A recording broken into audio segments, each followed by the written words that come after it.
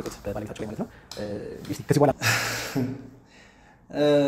waaqayyo ki rabbi salphina dulluma keessaa sina oolchu viidiyoon kuni viidiyoo deeqaa torbaatti ilaalla highlights ni kenna wantichi maal akka ta'e namoonni kun lamaan namoota gurguddoo umurii isaanii guddaadha dubartittiin dubartii waggaa 49ti asuma biyya keessa asuma magaalaa Finfinnee jiraatu namichi immoo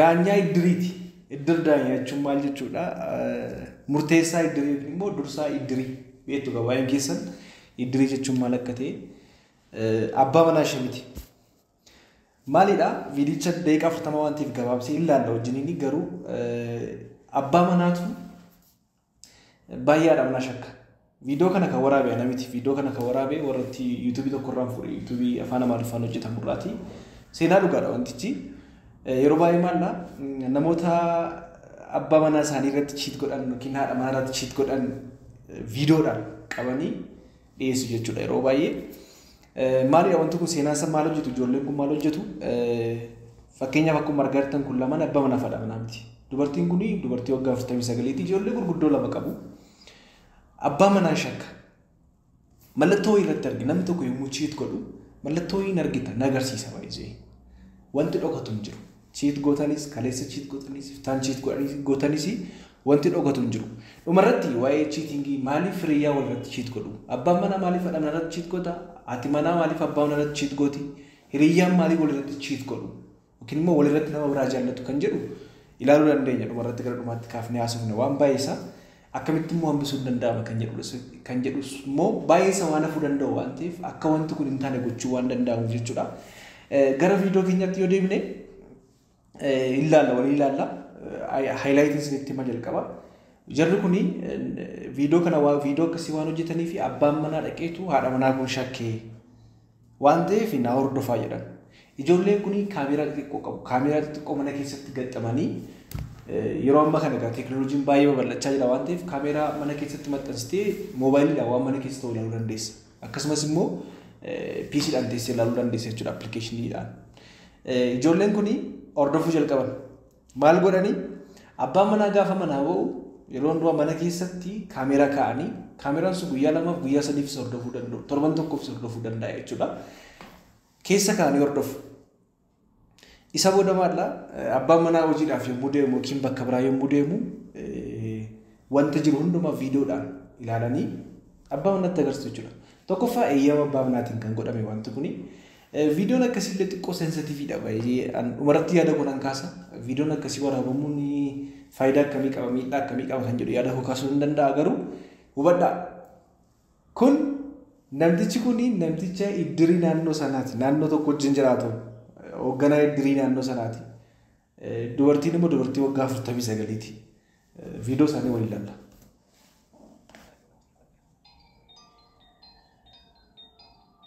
Belau ofirra ka'ee fuudhe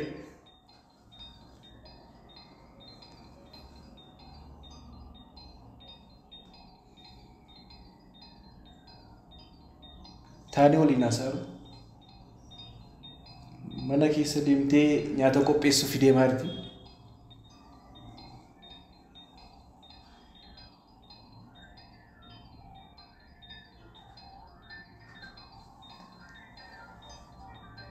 namni gaafa dulloomu akka ijoollee taa'aa deemaa baay'ee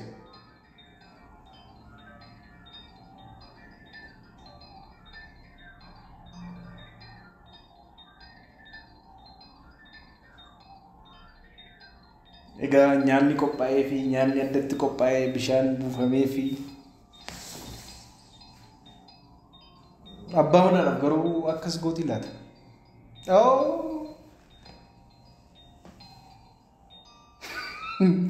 namni guddaa sin durii yaa'edha kaasa afaan kaa'ee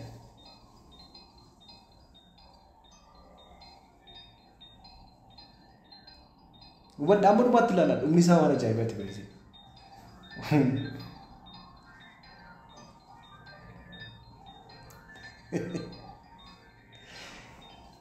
miira addaa keessa jiru bakka jaalala addaa keessa jaalala I don't know maaliif laata dubartiin kan cheat godhaa jirtu kan jedhus booda kan haasa'uu dandeenya maaltu ta'a Engaduma tordufa. Video deka futama ture gaggababsen sin SB ka kessa. Oh.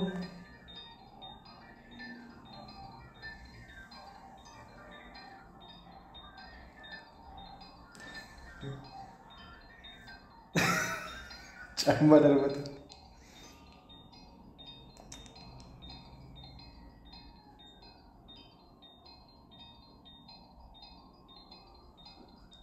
Salsa dendes. It's shameful. Oh my goodness.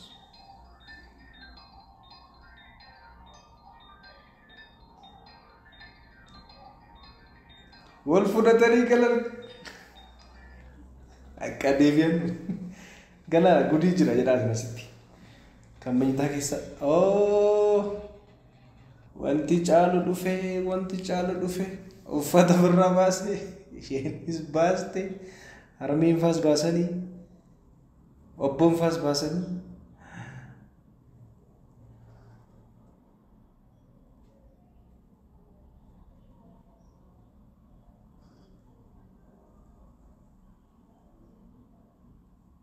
Kanan dura mana cica kisah tidak kan sana ulu kolam di sana lagu aturan ujini sagagalat ini amma mo acuma sofarat tiyo chuar barani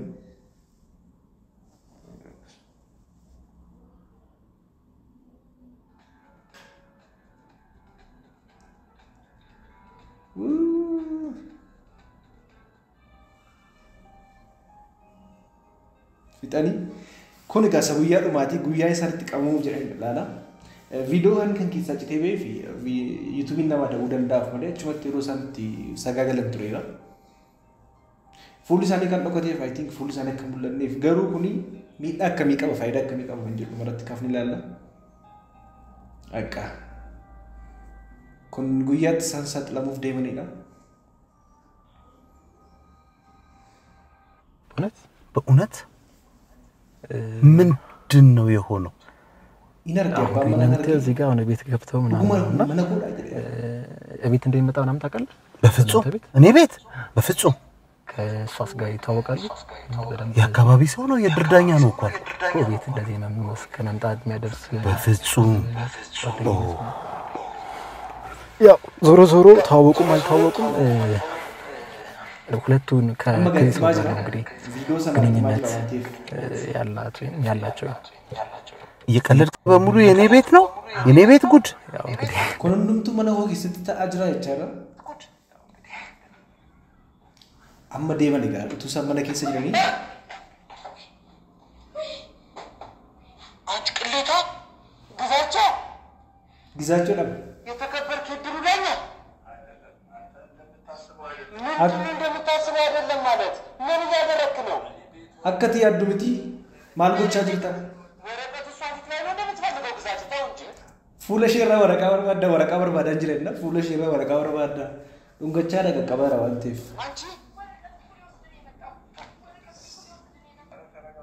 ምን ለጋጋለው ግዛቸው ታው ዝም አንተ እኮ ጓደኛዬ ነህ ቤተሰብም ነን የሰፈር ሰው ነን እድር ዳኛ ነን ምን ይሆንክ ነው ቤት ድረስ መጣ እምጠረጥ እንደዚህ የምትጠረጥረኝ ሰው አይደለም ጀልቃው ሞርማጅን አከስ ጎዳ አንጅሩ ነሸክኒ ነመክስቲ ሸክቱ ይቻላል ለዚህ ነው አፍናፍ ገጥሜ የምታወራው ወረቀት የምትፈልገው እሷ ከንፈር ላይ ነው አፈራ ወረቀት ከመርባዱ አፋንሽራ ሂዲሽራ በርባዳ ወረቀት በርባዳ ወረቀት አፋንጌ ስልቅ ኢምስቲቴ ረባቤጉ ተው እንጂ ሰልፒን ልክ ሳይመስልም እንጨት ሽረት እባክህ ወይ ወይኔ ልጆቼ እርሶ የሚባሉ ሰው አይደል ወይዮ ጆሌ ኮጅቻ ጅራ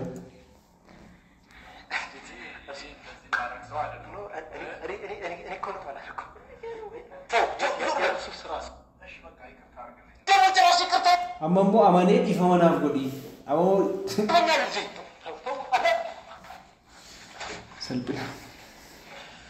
ሰልፒና ነው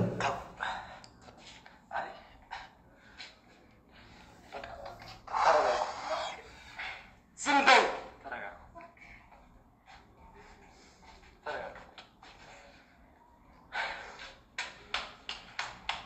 አንቺ እባክህ ይቅር በለኝ እባክህ ይሄን ነገር ልጆቻችን አይስሙ ይቅር አይበልሽ ዝምበል Ifamanaaf godhi kana ijoolleen keenya akka dhageenye jechaatti itti guftee kadhachaa jirti. ብቻውን ይመጣሉ፣ ፈተናቸውን ይጨርሳሉ። እነሱ ባሉበት ትረፍሻታለሽ። ልክስክስ Egaa kabajamtoota hordoftoota keenya argitaniitu viidiyoo kana isinitti meera namatti kan waraabe kana viidiyoo kana dhiyeessee fi barumsa haa ta'uu fi dhagara caalu dhumarratti waan baay'ee dubbanna. Viidiyoo akkasii dhiyeessuun riskii qabaachuu danda'a. Jalqabarratti koomentiin kennuuf nama kanaa fi nama barreessaaf keessaan illee riskii qabaachuu danda'a. Tokkoffaa viidiyoon kun yommuu inni bahu bargit wanta inni godhee fuulli isaanii mul'atu eenyummaan isaanii eenyu akka isaan ta'an baramaan jiru. Beekamu tarii namoonni hubachuu dhiisuu danda'u akkuma viidiyoo irraa argaa jirtanii. Garuu amma akkuma argitanii viidiyoo kana keessatti kan hafe namtichi baqatee maatii isaatti galeera gargar baanii jiraachaa jiru. Ijoolleen dhagaaniiru. Hubadhaa ijoolleen yommuu dhagaanii maaltu itti dhagahamuu danda'a? Baay'ee ijoolleen immoo saayikooloojii kanaan guddatanii booda maal ta'uu danda'u? Like you see salphina abbaa qofaa dhaquu laalurra jedhanii kan of miidhan jiraachuu danda'u. Haati immoo keenyaaf kan erga kan gootee booda hojjechuu dandeessi. Hojii dogoggoraati. Hojichi hojii dogoggoraati. Sagagalummaan dogoggoraa. Ispeeshaalii abbaa manaa fi haadha manaatu qabanii akkas ta'uun jechuudha. Kun salphina baay'ee salphina guddaadha. Lamaan isaanii salphina guddaadha. Namticha dhufee ishee wajjin sagagaleefis jechuudha. Gabaabadhumatti akkuma argitanii gargar ba'anii jiru. Manni isaanii diigameera sababa kanarraan kan ka'e jechuudha. Akkuma argitan manni isaanii diigameera jechuudha. Mee maaltu nama kakaasame? Yeroo baay'ee yoo ilaaltanii kan si dhugu addunyaa kanarraatti qorannoon qoratame tokko akka mirkaneessutti dhiirota 80 keessaa dhiironni parsantiin 20 haadha manaa isaanii irratti cheat godhu. Dubartoonni parsantiin 13 immoo abbaa manaa isaanii irratti cheat godhu wajjin sagagalu dhiira biraa wajjin jedha. Cheat jechuun sagagalummaa jechuudha. I think biyya keenyatti immoo kanarra waan calu natti fakkaata. Mee namni maaliif cheat walirratti godha? Abbaan manaan tokko haadha manaa irratti maaliif cheat godha? Haati manaan tokko immoo abbaa manaa irratti maaliif cheat godhi? Dubartiin kun tarii dadhabinni isa biras jiraachuu danda'a. Viidiyoo keessatti maal dubbateera? Ana biras jiraachuu danda'a dadhabinni. Dadhabinni sun maali? Utuun beekan yeroo takka cheatingii utuu yaadduu kan gootu jira, utuu itti yaadiin kan godhamu jira. Utuu itti yaadinii keessatti kan of argan jiru jechuudha.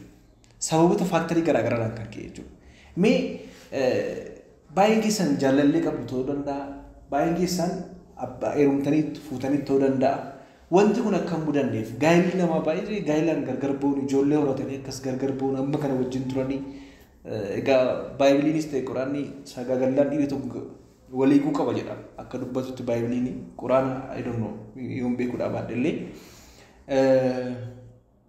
wanti kun akka hin uumamneef dursitanii maal gochuu qabu dubartoonni dhiironnis immoo maal gochuu qabu. Mee tuqaawwan meejor ta'an akka biyya keenyaattis qorannoon nan qoradha yeroo baay'ee yeroo qorannutti namoonni maaliif addaa'u namoonni maaliif sagaagalu yookiin immoo maaliif cheat walirratti godhu kan jedhu sababoota tuqaawwan kaafne ilaalla. Tokkoffaarratti dhiirris ta'e dubartiin keessumaa dubartoonni baay'inaan kan isaan sagaagan qarshiidhaaf jedhaniitu jedha. Amma asirratti namichi kun qarshii qaba jennee yaaduu hin dandeenyu kan isaa akkas jechaa hin jirru. Dubartoonni qarshii argachuudhaaf birrii argachuudhaaf yookiin konkolaataa gaarii qabachuudhaaf yookiin nyaachuudhaaf dhuguudhaaf bashannanuudhaaf jedhanii kan cheat godhan jiru. Abbaa manaa isaanii yookiin hiriyaa isaaniitti kan cheat godhan jiru. Inni kan biraan inni guddaan wal quunnamtii saalaa wal madaaluu dhabu. Wal quunnamtii saalaa irratti wal gammachiisuu dhabu. Kana jechuun tariitii ani hin beeknu dubbachaa jiru akkas jechuu hin danda'u. Rakkoon isa biraa jiraachuu danda'a. Rakkoon abbootii manaa bira jiraachuu danda'a. Wal quunnamtii saalaa irratti dadhabuu, fedhii dhabuu, rakkoowwan garaagaraa jiru. Wal quunnamtii saalaa wajjin wal qabatanii kan dhufan baay'ee isaanii kan dafanii dhangalaasuu yookiin ka'uu dadhabuu rakkoo kana wajjin ta'uu danda'a. Sababa kanarraan kan ka'e egaa beekamaadha. Wal quunnamtii saalaa takkaa dubartoonni baranii yookiin dhiiris bareedinaan miira gammachuudha waan ta'eef gammachuu kana barbaachaaf nama kan biraarraa barbaachaaf deemuu danda'u jedha. Qorannoon baay'een argamu. Namoota hedduu irratti namoota cheat godhanii qorannoo namoota hedduu irratti ta'edha kun. Walumaa gara namoota hedduu walitti qaban maaliif cheat goota yommuu gaafatamanii sababa garaagaraa yommuu isaan dubbatan jechuudha. Kana jechuun wal quunnamtii saalaa yommuu si wal simachuu dhabu. Amma fakkeenyaaf isheen yeroo takka dubartii wal quunnamtii saalaa fedhii isaa qabaachuu dhiisuu dandeessi. Arras deemee wal quunnamtii saalaa goona jennaan lakki na dhukkuba mataa na dhukkuba dugda na dhukkuba as na qabi achi na qabi jedhu taanaan abbaan manaa utuu hin jaallatin yeroo takka achi keessatti of arguu danda'a jechuudha. Cheat gochuu danda'a haadha manaa irratti. Kanaaf dubartoonni abbaa manaa keessan gammachiisuu danda'u qabdu. Fedhii isaa eeguu qabdu, fedhii keessan eeguu qabdu jechuudha.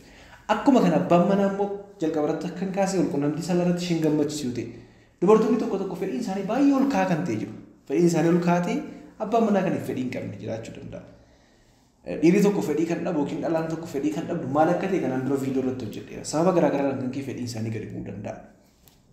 Kanaaf abbaan manaa fi haati manaa hiriyoonni waliin haasa'uu qabu. Iftoominaa walii wajjin ta'anii dhimma walqunnamtii saalarratti haasa'uu qabu. Akkamitti akka ishee gammachiisu yeroo akkamii gochuu akka qaban fedhii walii eeguun baay'ee barbaachisaadha. Maaliif sinitti miira kuni rakkoo chiitingii keessaas tokko waan ta'eef. Waan salphaa fakkaachuu danda'a. Yeroo baay'ee waan ganaa yeroo walqunnamtii saalaa jennu waan salphaa fakkaachuu danda'a. Qorannoowwan biyya keenya keessatti iddoo biraattis ta'an kan agarsiisan kanadha baay'een isaa. Gaabichaa hoos dhaala maxxaaxamu yookiin immoo walqunnamtii saalarratti wal gammachiisuudhaaf jedha. Sababa kanaatiif viidiyoo bal'inaan hojjedheera viidiyoo koo jala galtee ilaaluu dandeessu.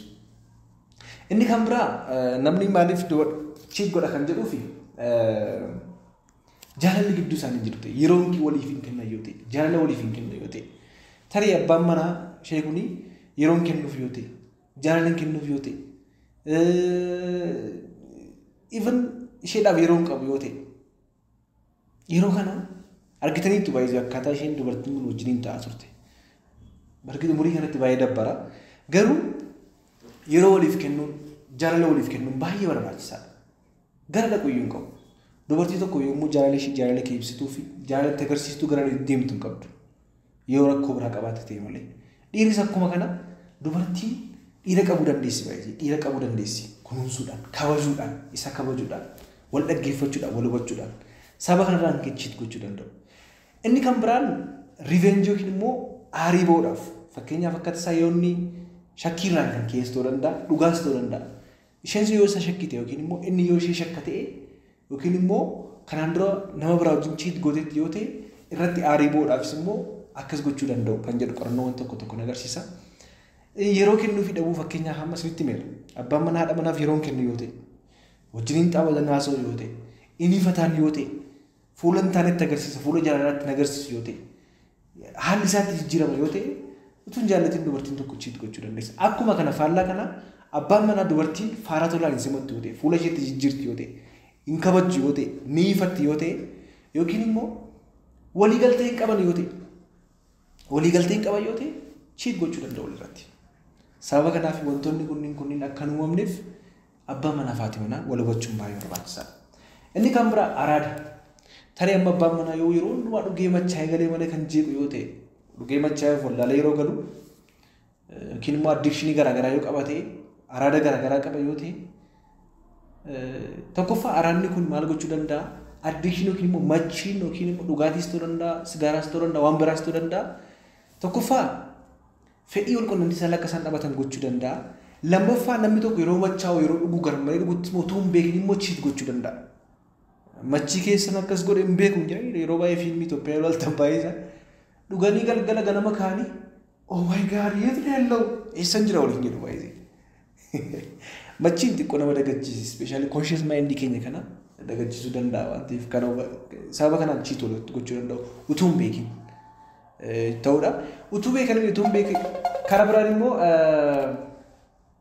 indirectly karaa kamiin jennee yoo ilaalle namni tokko dhugee yeroo hundumaa gadi ishee reebuu danda'a dubartii reebuu danda'a isheenis baay'ee dubartoonni machaanis jiru dubartoonni dhuganis jiru dhiira qofaa miti tarii machaa'anii dhuganii yeroo hundumaa yeroo hin kennan yoo ta'e rafanii ganama kaanii of baru yoo ta'e kunis rakkoo akka isaan walirratti chiit godhan akka isaan walirratti chiit godhan yookiin immoo akka isaan sagagalan gochuu danda'a jechuudha. Kanaaf dhiironni rakkoo akkasii qabdanis of sirreessuun baay'ee barbaachisaadha.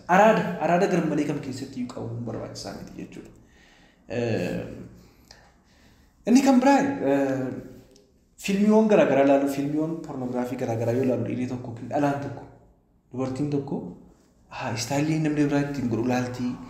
Yeroo baay'ee viidiyoowwan pornoogiraafii irratti dhiyaatan baay'ee isaanii dhugaarraa kan fagaatanidha. Yeroo isin jedhutti isa yeroo ilaalanitti fedhii keessa galuu inni yoo fedhiin qabu yoo ta'e yookiin immoo isheen yoo fedhiin qabdu yoo ta'e gara biraatti akka isaan oofaman yookiin dubartii biraa akka isaan ilaalan mee tiraay godhe immoo ilaala nama kan biraa immoo godhe ilaala jedhanii yaada duraan kan keessa ta'uu danda'a. Kanaaf wantoota akkasiis ofirraa fageessuun baay'ee barbaachisaadha jechuudha.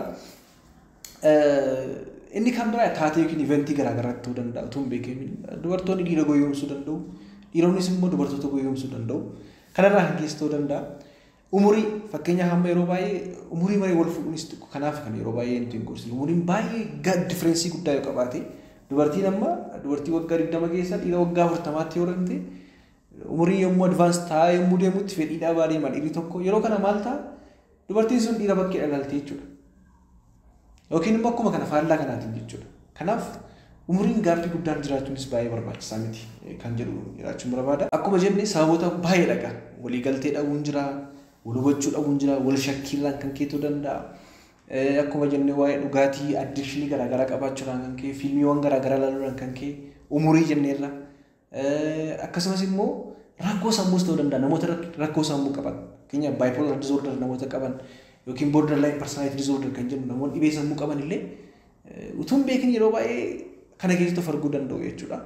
Kanaaf cheatingiin baay'ee balaadha. Especially amma asirratti yoo ilaaltanii waggaa meeqa wajjin jiraatanis sababa kanaatiif yommuu isaan abbaan manaadha manaa biraa irratti dhibee kan biraaf illee saaxilamuu danda'u. Dhibee kan biraa irraa especially HIV dhibeewwan daddarboo kan biraa dhibeewwan daddarboo kan biraa irraa illee maatii isaanii ijoollee keessaniif illee yaada at least maatiif illee yaaduun baay'ee barbaachisaadha.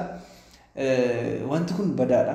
Rakkoo fayyaa garmalee nama saaxila. Spiritually karaa hafuuraatiin karaa sammuutiin karaa qaamaatiin kallattii hundumaan illee nama miidhuu danda'a waan ta'eef kanaaf abbaan manaa fi haati manaa tokko of ilaalaa yeroo baay'ee maaliif abbaan manaa koo maal narachiit gooti maal akka abbaan manaa kee bakka biraan ilaalle yookiin akka haati manaa kee bakka biraan ilaalle gochuun hin danda'amu. Tuqaawwan muraasa amma kaafne meejorlii baay'inaan namoonni baay'een kan isaan chiitu irratti godhan sababii kana waan ta'eef kana keessatti of ilaaluun baay'ee gaariidha kan jedhu yaada koo kaasuun barbaada. Egaa yaada kana kanan kaasiif akka namni hundumtu hubatuuf especially aariirraan kan kee wal shakkiirraan wantoota maneej gochuun danda'amu wal qunnamtii isaaniis ta'uu danda'a kallattii biraan maneej gochuun yookiin immoo manatti furuu wanta danda'amu irratti gaa'ela keessan yookiin immoo jaalala keessan eegaa jechuun barbaada. Hanga xumuraatti nu wajjin turtanii waan hordoftaniif guddaa galatoomaa isiniin jedha. Fayyaa naaf.